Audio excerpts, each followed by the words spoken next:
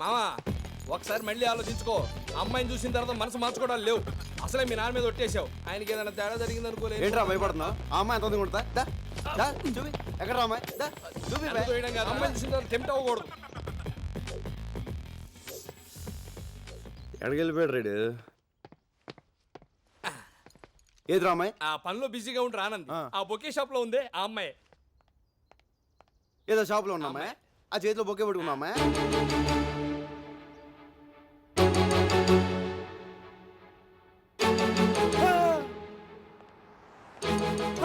ఏజీలో ఉంది కదా, I love you చెప్పాలనిపిస్తుంది కదా. అనిపించట్లేదు.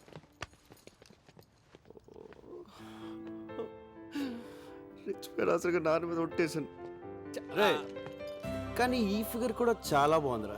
బాగుంటుంది. ఒట్టేసాం. అవును, ఐ లవ్ చెప్పకూడదు. చెప్పకూడదు. Father sentiment. నాకే ఫిట్టింగ్ పెడతారు. కానీ ఆ అమ్మాయి చెప్తే ఓహో అది మీకు ఓకే కదా? దానికి ఒట్టలేదు కదా? ఆ అమ్మాయే నాకు ఐ లవ్ చెప్పుద్ది. ఆ అమ్మాయే నాకు చెప్పుద్దా? ఆ అమ్మాయి నిన్ను.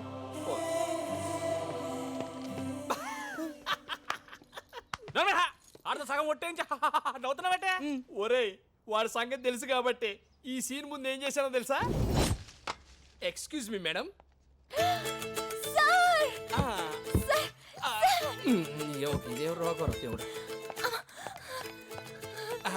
రాత్రి మీ వాయిస్ రివైండ్ చేసి గుర్తు తెచ్చుకొని మరీ విన్నాను. ఎస్, ఆ వాయిస్ ఇట్ ఫెంటాస్టిక్. ఎలాగైనా సరే మీతో పడించాలని ఫిక్స్ అయిపోయా నేను. ప్లీజ్, మీరు మా ట్రూప్ లో పాడితే మీ ఫ్యూచర్ ఎక్కడికో వెళ్ళిపోద్ది, మీ లైఫ్ ఏ మారిపోద్ది. కానీ చిన్న ప్రాబ్లం వచ్చి వచ్చిందే. ఏంటి సార్ అది? అది ఎలా చెప్పాలో అర్థం కావట్లేదండి. పర్వాలేదు సార్, చెప్పండి సార్. మా ట్రూప్ లో ప్రభా అని 6 feet 6 pack తో ఒకడు ఉన్నాడు. వాడికి మ్యూజిక్ లో అంత నాలెడ్జ్ లేకపోయినా వాడిని ఏ అమ్మాయి చూసినా ఇట్టే లవ్ లో పడిపోతుంది. మీరు అలా లవ్ లో పడితే ప్రోగ్రామ్ సెట్ అయ్యి మీ ఫ్యూచర్ దెబ్బతింటదండి. మీ దగ్గర ఈ చెక్కలు కూడా అడుగుండి.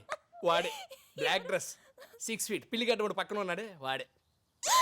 మోహన్ చూసి జాతకం చెప్పేవాడు. ఏంటి అలా ఉండిపోయారు? మా వాడిని చూడగానే మీరు లోలో పడ్డారేంటి? నాకు మ్యూజిక్ అంటే ప్రాణం. ఈ లవ్ గివ్ నాకు పడదు. నాకు అసలు సింగర్ ఛాన్సే వద్దు. మీకు మీ ట్రూప్ కి వద్దండి. అది కాదండి, నేను చెప్పేది ఒకసారి. అది ఒకసారి. థ్యాంక్స్ అండి, చాలా థ్యాంక్స్. ఎలా ఉందిరా? అద్దరింది మావా. ఇకే డిస్టర్బెన్స్ లేకుండా హ్యాపీగా ప్రాక్టీస్ చేసుకుందాం.